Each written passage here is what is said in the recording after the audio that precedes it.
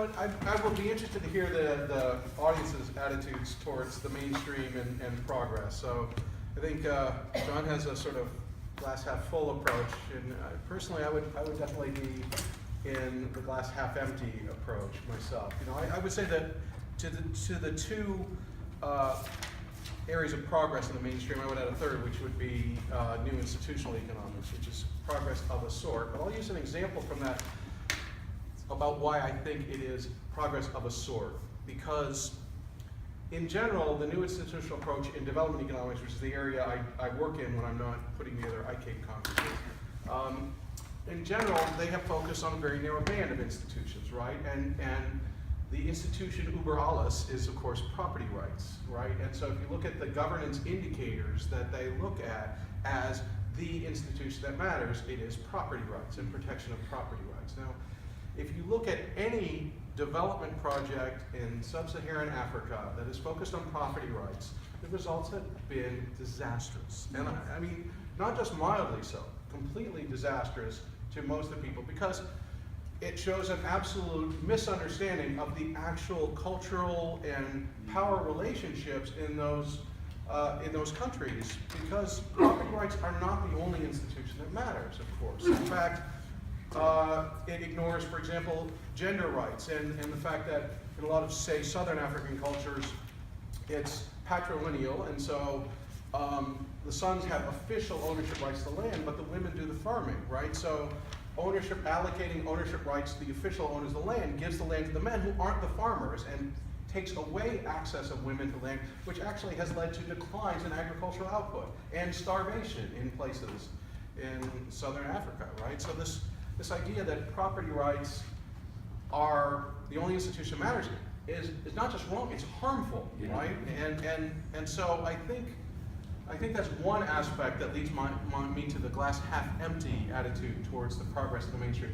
Another is my behavioral economist colleague who says that they can't get behavioral economics published in the AER because it doesn't have a production function in it, to go back to Scott's example. Yeah. So it's not fully mainstream. So the irony is the mainstream hasn't fully accepted this sort of revolution. I mean, they're giving out Nobel Prizes, but you can't get in the AER. You can only publish in QJE with behavioral. Yeah, I know, but so that's pretty mainstream. Well, I know it is, but it also tells us the limits, even within the mainstream, of that progress, yeah. Right? So, and I'm just saying that for a reason. I have some mainstream colleagues who basically say that the reason for our organization doesn't make sense anymore, that they are in fact pluralistic. They've incorporated psychology, they've incorporated institutions, right? And so the implication, of course, is that they're doing everything that we do probably better than we are doing it, right? But I think, you know, when I look at what the work that heterodox economists are doing and how many more of us successfully predicted the financial crisis and so on, I think we see a clear differentiation and a clear need for pluralism, right? And for all of our different organizations. But then, what form should pluralism take, right? And there have been a lot of sessions on this, and one of the things I've noticed in all the sessions is nobody agrees on what form pluralism should take, right? And I'll go even further. None of us within our respective siloed organizations have actually done a very good job of presenting clearly what our organization stands for. If you actually want a good introduction to most of the heterodox areas, it's not easy to find. Right? If you want to know what modern Marxian economics or social economics or institutional economics or feminist economics is, there is not an easy place. At least I've looked for them because I want to point my students there and I can't find it. Why isn't that the very first thing on all of our websites? And then, if we are serious about pluralism, and I agree with John 100% on this, we have to take it seriously. And that means us teaching not just the kind of heterodox economics we like, but all of the different kinds of pluralism. So I think we all owe it to our students and to this value. If we care about pluralism, we will teach outside our favorite area, right? We will include things from outside our area. And so this is where I think we need a philosophy of pluralism. And I think we need to articulate what that philosophy is, and I think we need to send that out there as a model, right? And what would that mean? And so, to me, what it means is every serious research paradigm deserves some space in my class where it's relevant to the class material.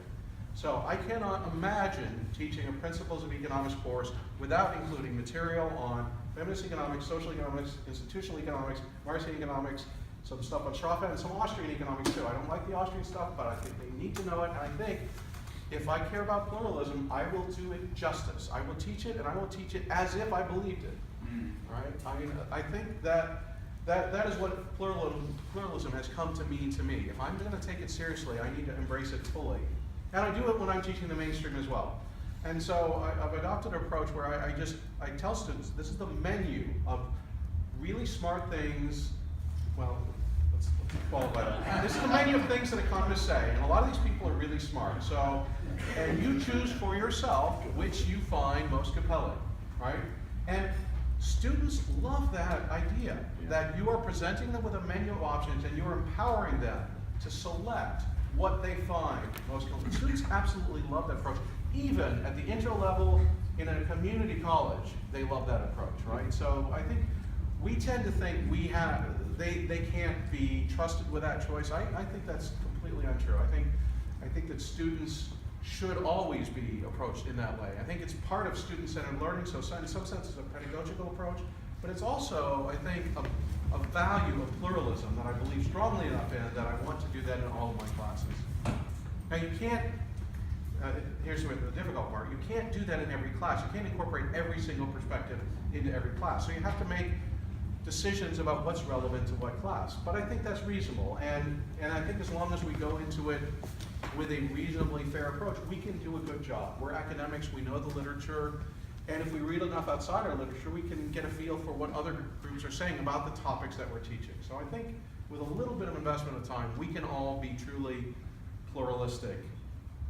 But I do think that also the associations in general have to do a better job of putting material out there that we can teach with and that other people can grasp, right? So if you look at what the journals are publishing, they don't publish something basic about this is what an introduction to the topic is from this perspective. There's very little space for that, and there's very little of that material. I think we must find a place for that sort of material to get written and published. So I hope ICAPE can become a venue for that, and I do know that that there are some publication outlets that are interested, so I think we can start developing that idea of truly introductory materials for students, for the general public, to want to find out something different than the kind of economics that has been failing humanity for so long.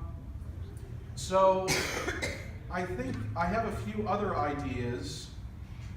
One is I hope to continue this. So I'll tell you a little bit about the board meeting. Our plan is to continue with this model. So we'll do it the day before or the day after meetings, depending on where the meetings fall. So we're working on Philadelphia next year, and Atlanta the year after, and San Diego the year after that. So our hope is to get more people here, but also to get more heterodox economists at the ASSA meetings in general to increase our presence, right? This will increase our attendance, which should solidify our sessions. So there's an ulterior motive in this as well. I look forward to hearing your ideas on how we might, grow this idea and grow this conference and things like that. I have even bigger ideas. We are losing graduate programs, right? Yeah. One after another. In this room, we could put together the best heterodox graduate program in the world. If you think about it, right? I'm absolutely 100% serious about that.